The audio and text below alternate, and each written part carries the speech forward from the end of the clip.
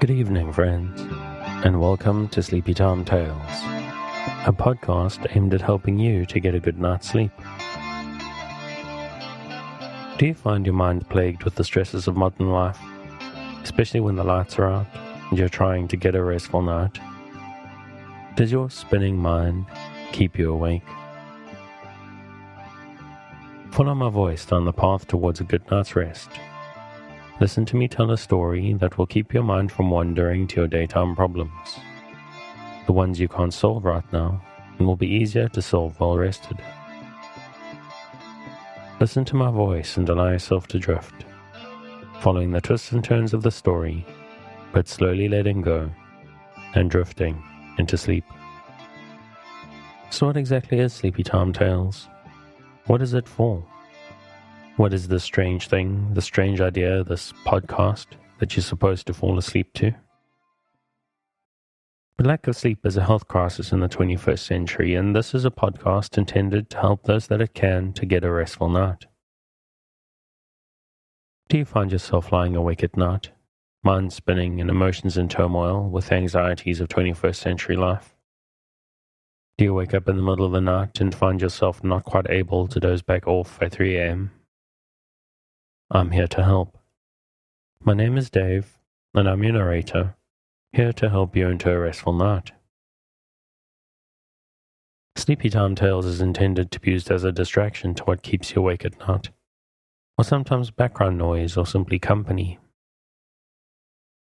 As far as I know, there are a couple of different ways to engage with the show.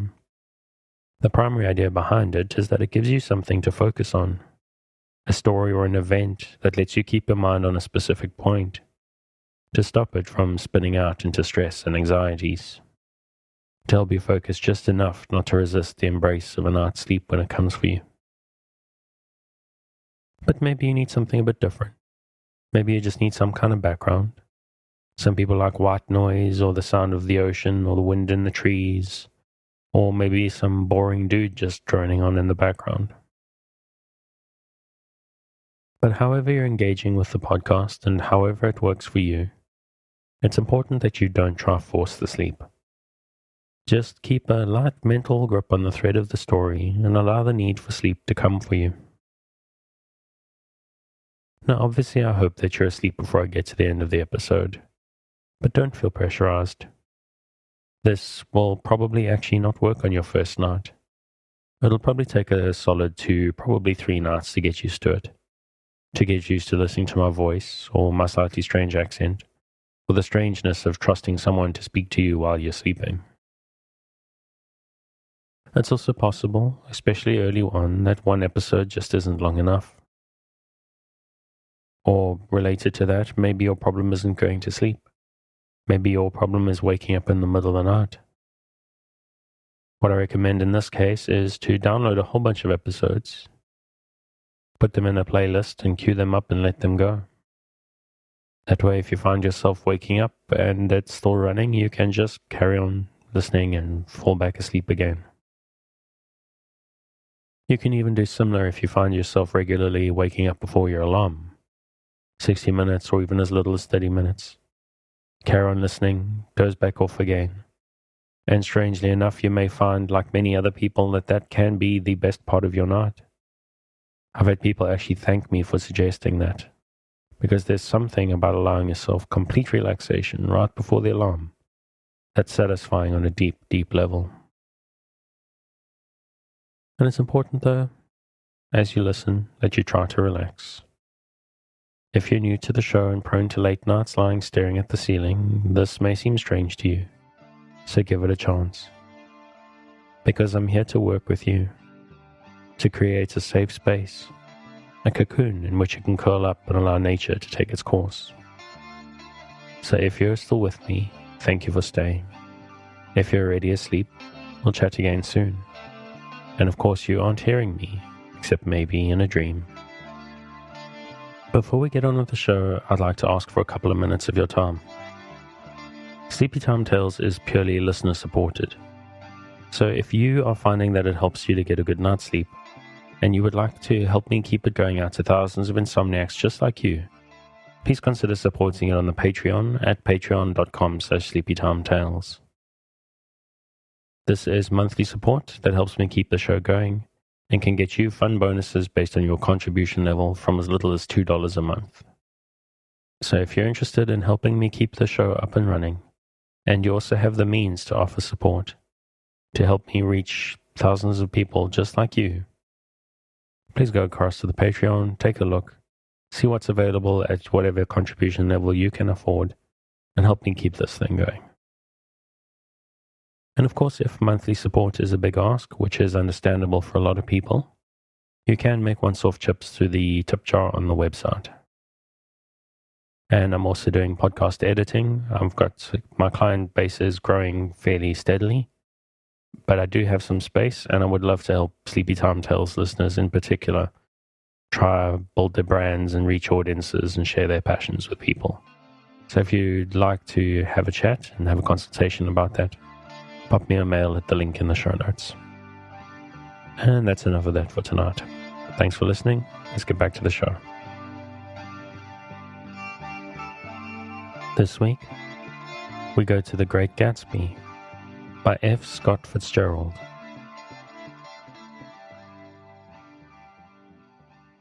Chapter 1. In my younger and more vulnerable years, my father gave me some advice that I've been turning over in my mind ever since. Whenever you feel like criticizing someone, he told me, just remember that all the people in this world haven't had the advantages that you've had. He didn't say any more, but we've always been unusually communicative in a reserved way, and I understood that he meant a great deal more than that. In consequence, I'm inclined to reserve all judgments, a habit that has opened up many curious natures to me, and also made me the victim of not a few veteran bores. The abnormal mind is quick to detect and attach itself to this quality when it appears in a normal person. And so it came about that in college, I was unjustly accused of being a politician, because I was privy to the secret griefs of wild, unknown men. Most of the confidences were unsought. Frequently I feigned sleep, preoccupation, or a hostile levity when I realized by unmistakable sign that an intimate revelation was quivering on the horizon. For the intimate revelations of young men, or at least the terms in which they express them, are usually plagiaristic and marred by obvious suppressions. Reserving judgments is a matter of infinite hope. I'm still a little afraid of missing something, if I forget that, as my father snobbishly suggested, and I snobbishly repeat. A sense of the fundamental decencies is parceled out unequally at birth. And after boasting this way of my tolerance, I come to the admission that it has a limit. Conduct may be found on the hard rock or the wet marshes, but after a certain point I don't care what it's founded on. When I came back from the East last autumn, I felt that I wanted the world to be in uniform, and at a sort of moral attention forever. I wanted no more riotous excursions with privileged glimpses into the human heart. Only Gatsby, the man who gives his name to this book, was exempt from my reaction. Gatsby, who represented everything for which I have unaffected scorn. If personality is an unbroken series of successful gestures, then there was something gorgeous about him, some heightened sensitivity to the promises of life, as if he were related to one of those intricate machines that register earthquakes 10,000 miles away. This responsiveness had nothing to do with that flabby impressionability, which is dignified under the name of the creative temperament. It was an extraordinary gift for hope, a romantic readiness such as I had never found in any other person, and which it is not likely I shall ever find again. No, Gatsby turned out all right at the end. It is what preyed on Gatsby, what foul dust floated in the wakes of his dreams, that temporarily closed out my interest in the abortive sorrows and short-winded elations of men. My family have been prominent, well-to-do people in this middle western city for 3 generations. The Carraways are something of a clan, and we have a tradition that we descended from the Dukes of Buccleuch. But the actual founder of my line was my grandfather's brother, who came here in 51, sent a substitute to the Civil War, and started the wholesale hardware business that my father carries on today. I never saw this great uncle, but I'm supposed to look like him, with special reference to the rather hard-boiled painting that hangs in father's office. I graduated from New Haven in 1915, just a quarter of a century after my father, and a little later I participated in that delayed Teutonic migration known as the Great War. I enjoyed the counter-raid so thoroughly that I came back restless. Instead of being the warm center of the world, the Middle West now seemed like the ragged edge of the universe. So I decided to go east and learn the bond business. Everybody I knew was in the bond business, so I supposed it could support one more single man. All my aunts and uncles talked it over, as if they were choosing a prep school for me, and finally said, "Why, yes," with very grave, hesitant faces. Father agreed to finance me for a year, and after various delays I came east, permanently I thought, in the spring of 22. The practical thing was to find rooms in the city, but it was a warm season, and I had just left a country of wide lawns and friendly trees. So when a young man at the office suggested that we take a house together in a commuting town, it sounded like a great idea. He found the house, a weather-beaten cardboard bungalow at $80 a month. But at the last minute the firm ordered him to Washington, and I went out to the country alone. I had a dog. At least I had him for a few days until he ran away. And an old Dodge, and a Finnish woman, who made my bed and cooked breakfast, and muttered Finnish wisdom to herself over the electric stove. It was lonely for a day or so until one morning some man, more recently arrived than I, stopped me on the road.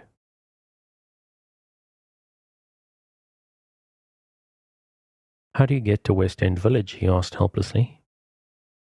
I told him. And as I walked on, I was lonely no longer.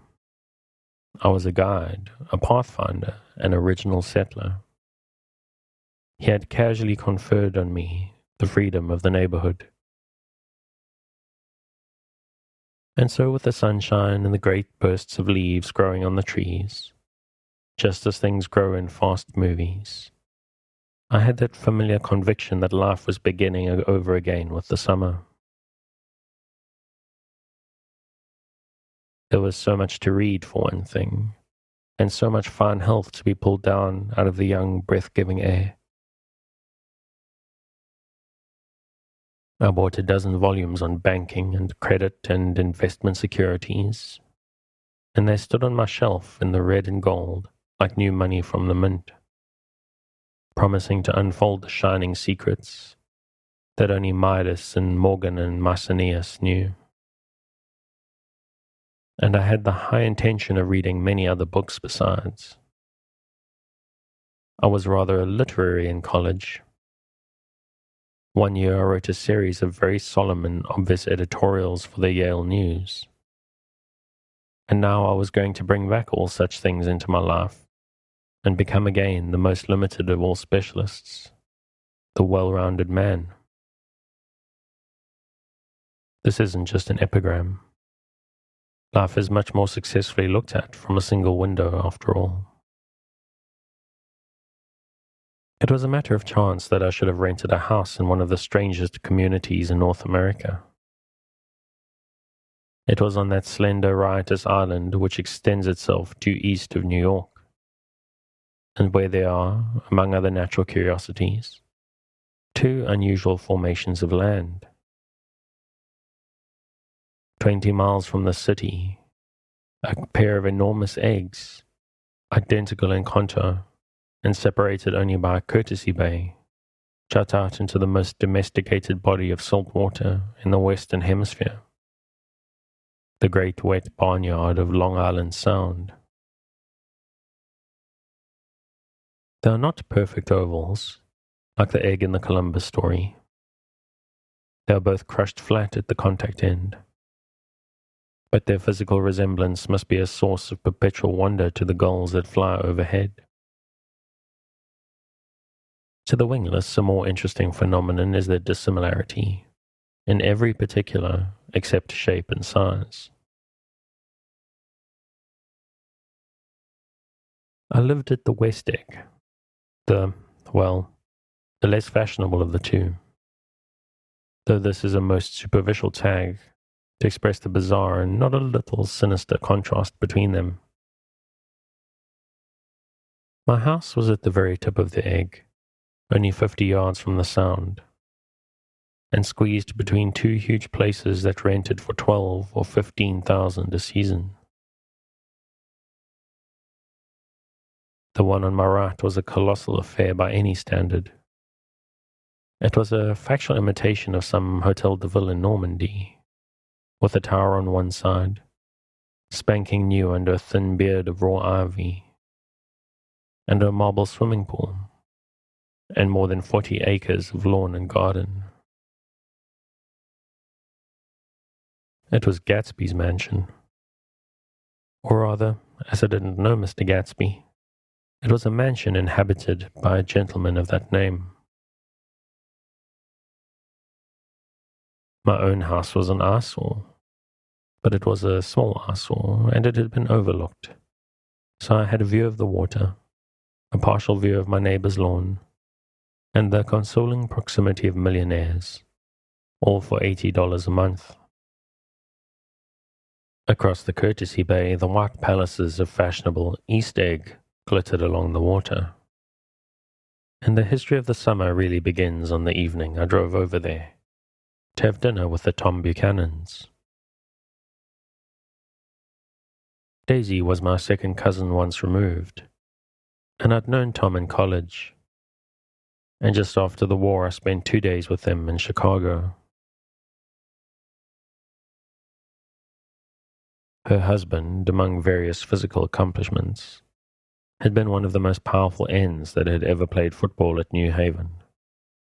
A national figure in a way. One of those men who reached such an acute, limited excellence at 21 that everything afterwards savours of anticlimax. His family were enormously wealthy. Even in college, his freedom with money was a matter for reproach. But now he'd left Chicago and come east in a fashion that rather took your breath away. For instance, he'd brought down a string of polo ponies from Lake Forest. It was hard to realize that a man in my own generation was wealthy enough to do that. Why they came east, I don't know. They had spent a year in France for no particular reason, and then drifted here and there unrestfully, wherever people played polo and were rich together. This was a permanent move, said Daisy over the telephone. But I didn't believe it. I had no sight into Daisy's heart, but I felt that Tom would drift on forever seeking, a little wistfully, for the dramatic turbulence of some irrecoverable football game. And so it happened that on a warm, windy evening, I drove over to East Egg to see two old friends whom I scarcely knew at all. Their house was even more elaborate than I expected, a cheerful red and white Georgian colonial mansion overlooking the bay.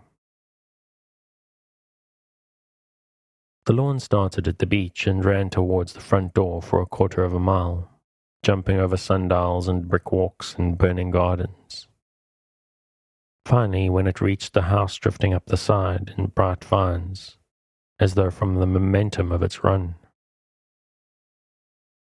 The front was broken by a line of French windows, glowing now with reflected gold, and wide open to the warm, windy afternoon. And Tom Buchanan in riding clothes was standing with his legs apart on the front porch. He had changed since his New Haven years. Now he was a sturdy, straw-haired man of 30, with a rather hard mouth and a supercilious manner.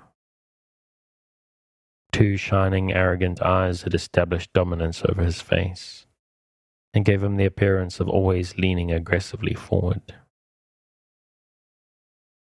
Not even the effeminate swank of his riding clothes could hide the enormous power of that body. He seemed to fill these glistening boots until he strained the top lacing, and you could see a great pack of muscle shifting when his shoulder moved under his thin coat. It was a body capable of enormous leverage, a cruel body. His speaking voice, a gruff husky tenor, added to the impression of fractiousness he conveyed. There was a touch of paternal contempt in it, even towards people he liked, and there were men at New Haven who hated his guts. Now, don't think my opinion on these matters is final, he seemed to say, just because I'm stronger and more of a man than you are. We were in the same senior society, and while we were never intimate, I always had the impression that he approved of me, and wanted me to like him with some harsh, defiant wistfulness of his own. We talked for a few minutes on the sunny porch. "I've got a nice place here," he said, his eyes flashing about restlessly. Turning me around by one arm, he moved a broad, flat hand along the front vista, including in its sweep a sunken Italian garden, a half-acre of deep pungent roses, and a snub-nosed motorboat that bumped the tide offshore. It belonged to Domain, the oil man. He turned me around again, politely and abruptly. "We'll go inside." We walked through a high hallway into a bright, rosy-colored space, fragilely bound into the house by French windows at either end. The windows were ajar and gleaming white against the fresh grass outside that seemed to grow a little way into the house. A breeze blew through the room, blew curtains in at one end and out the other like pale flags, twisting them up towards the frosted wedding cake of the ceiling, and then rippled over the wine-colored rug, making a shadow on it as wind does on the sea. The only completely stationary object in the room was an enormous couch, on which two young women were buoyed up, as though upon an anchored balloon. They were both in white, and their dresses were rippling and fluttering, as if they had just been blown back in after a short flight around the house. I must have stood for a few moments listening to the whip and snap of the curtains, and the groan of a picture on the wall. Then there was a boom as Tom Buchanan shut the rear windows, and the court wind died out about the room, and the curtains and the rugs and the two young women ballooned slowly to the floor. The younger of the two was a stranger to me. She was extended full length at her end of the divan, completely motionless, and with her chin raised a little as if she were balancing something on it, which was quite likely to fall. If she saw me out of the corner of her eyes, she gave no hint of it. Indeed, I was almost surprised into murmuring an apology for having disturbed her by coming in. The other girl, Daisy, made an attempt to rise. She leaned slightly forward with a conscientious expression. Then she laughed. An absurd, charming little laugh. And I laughed too and came forward into the room. I'm paralyzed with happiness.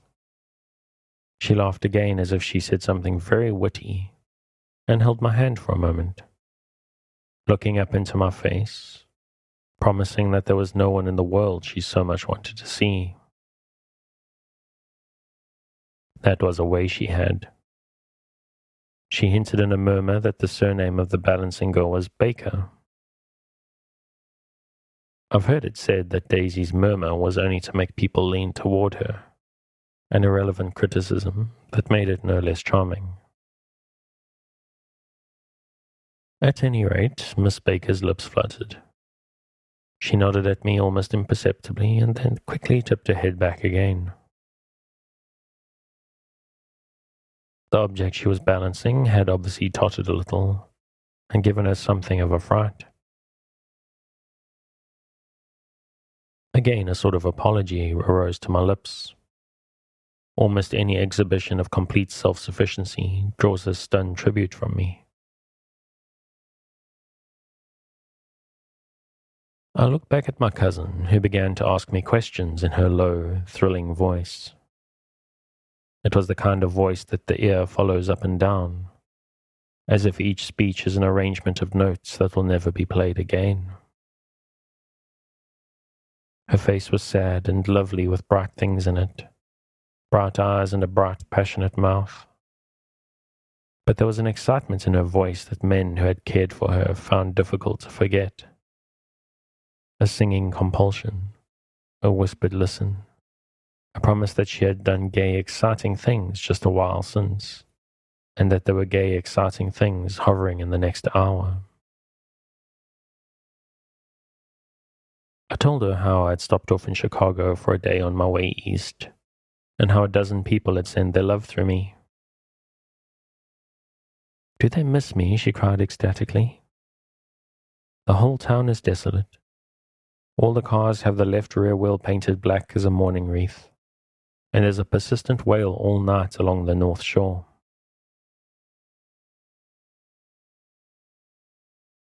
"How gorgeous. Let's go back, Tom, tomorrow." Then she added irrelevantly, "You ought to see the baby." "I'd like to." "She's asleep. She's 3 years old. Haven't you seen her?" "Never." "Well, you ought to see her. She's—" Tom Buchanan, who had been hovering restlessly about the room, stopped and rested his hand on my shoulder. "What you doing, Nick?" "I'm a bond man." "Who with?" I told him. "Never heard of them," he remarked decisively. This annoyed me. "You will," I answered. "You will if you stay in the East." "Oh, I'll stay in the East, don't you worry," he said, glancing at Daisy and then back at me, as if he were alert for something more. "I'd be a goddamned fool to live anywhere else." At this point, Miss Baker said, "Absolutely," with such suddenness that I started. It was the first word she had uttered since I had come into the room. Evidently it surprised her as much as it did me, for she yawned, and with a series of rapid, deft movements, stood up into the room. "I'm stiff," she complained. "I've been lying on that sofa for as long as I can remember." "Don't look at me," Daisy retorted. "I've been trying to get you to New York all afternoon." "No thanks," said Miss Baker to the 4 cocktails just in from the pantry. "I'm absolutely in training." Her host looked at her incredulously. "You are?" He took down his drink as if it were a drop in the bottom of a glass. How you ever get anything done is beyond me. I looked at Miss Baker, wondering what it was she got done. I enjoyed looking at her. She was a slender girl with an erect carriage, which she accentuated by throwing her body backward at the shoulders like a young cadet. Her grey, sun-strained eyes looked back at me with polite, reciprocal curiosity out of a wan, charming, discontented face. It occurred to me now that I had seen her, or a picture of her, somewhere before. You live in West Egg, she remarked contemptuously. I know somebody there. I don't know a single. You must know Gatsby. Gatsby, demanded Daisy. What Gatsby? Before I could reply that he was my neighbor, dinner was announced. Wedging his tense arm imperatively under mine, Tom Buchanan compelled me from the room, as though he were moving a checker to another square.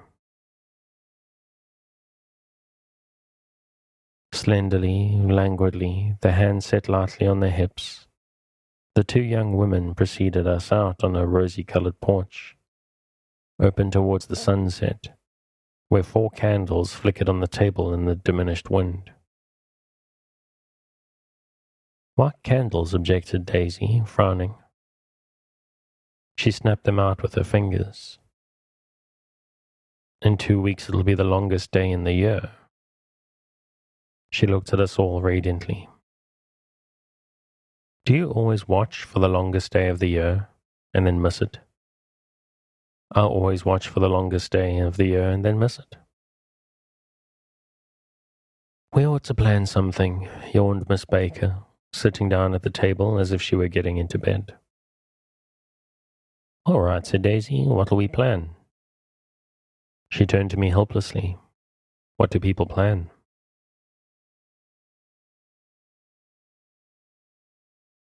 Before I could answer, her eyes fastened with an awed expression on her little finger. Look, she complained, I hurt it. We all looked. The knuckle was black and blue. You did it, Tom, she said accusingly. I know you didn't mean to, but you did do it. That's what I get for marrying a brute of a man. A great big hulking physical specimen of... I hate that word hulking, objected Tom crossly. Even in kidding. Hulking, insisted Daisy. Sometimes she and Miss Baker talked at once, unobtrusively and with a bantering inconsequence that was never quite chatter. That was as cool as the white dresses and their impersonal eyes in the absence of all desire. They were here, and they accepted Tom and me, making only a polite, pleasant effort to entertain or to be entertained. They knew that presently dinner would be over, and a little later the evening too would be over, and casually put away. It was sharply different from the West, when evening was hurried from phase to phase towards its close, in a continually disappointed anticipation, or else in sheer nervous dread of the moment itself. You make me feel uncivilized, Daisy, I confessed, on my second glass of corky but rather impressive claret. Can't you talk about crops or something? I meant nothing in particular by this remark, but it was taken up in an unexpected way. Civilization's going to pieces, broke out Tom violently. I've gotten to be a terrible pessimist about things. Tom's getting very profound, said Daisy, with an expression of unthoughtful sadness. He reads deep books with long words in them. What was that word we... Well, these books are all scientific, insisted Tom, when almost immediately the telephone rang inside, and the butler left the porch. Daisy seized upon the momentary interruption and leaned towards me. I'll tell you a family secret, she whispered enthusiastically. It's about the butler's nose. Do you want to hear about the butler's nose? That's why I came over here tonight. Well, he wasn't always a butler. He used to be the silver polisher for some people in New York that had a silver service for 200 people. He had to polish it from morning till night, until finally it began to affect his nose. Things went from bad to worse, suggested Miss Baker. Yes, things went from bad to worse until finally he had to give up his position. For a moment, the last sunshine fell with romantic affection upon her glowing face. Her voice compelled me forward breathlessly as I listened. Then the glow faded, each light deserting her with a lingering regret, like children leaving a pleasant street at dusk. The butler came back and murmured something close to Tom's ear, whereupon Tom frowned, pushed back his chair, and without a word went inside. As if his absence quickened something within her, Daisy leaned forward again, her voice glowing and singing. I love to see you at my table, Nick. You remind me of a rose, an absolute rose, doesn't he? She turned to Miss Baker for confirmation. An absolute rose. This was untrue. I am not even faintly like a rose. She was only extemporizing, but a stirring warmth flowed from her, as if her heart was trying to come out to you concealed in one of those breathless, thrilling words. Then suddenly she threw her napkin on the table and excused herself and went into the house. Miss Baker and I exchanged a short glance consciously devoid of meaning. I was about to speak when she sat up alertly and said shh in a warning voice. A subdued, impassioned murmur was audible in the room beyond, and Miss Baker leaned forward unashamed, trying to hear. The murmur trembled on the verge of coherence, sank down, mounted excitedly, and then ceased altogether. This Mr. Gatsby you spoke of as my neighbor, I began. Don't talk. I want to see what happens. Is something happening? I inquired innocently. You mean to say you don't know? Said Miss Baker, honestly surprised. I thought everybody knew. I don't? Why, she said hesitantly, Tom's got some woman in New York. Got some woman? I repeated blankly. Miss Baker nodded. She might have the decency not to telephone him at dinner time, don't you think? Almost before I had grasped her meaning, there was a flutter of a dress and the crunch of leather boots, and Tom and Daisy were back at the table. And I think I'm going to leave it there. If you'd like to pick up where I'm leaving off, you can, as always, find the original on Project Gutenberg at the link in the show notes. Be warned, I did do a little bit of an edit for racism and white supremacy type stuff, so if you read the book, you may find that facing you, which is one of the great penalties of reading old novels, unfortunately. Thanks again for joining me on this episode of Sleepy Time Tales, the podcast designed around a bedtime story to help you to get a restful night. New episodes will be released every Sunday night to give you something fresh to help you rest in a new week. But make sure to follow or subscribe in whatever service you use so that you get your new episodes whenever they come out. Good night and sweet dreams.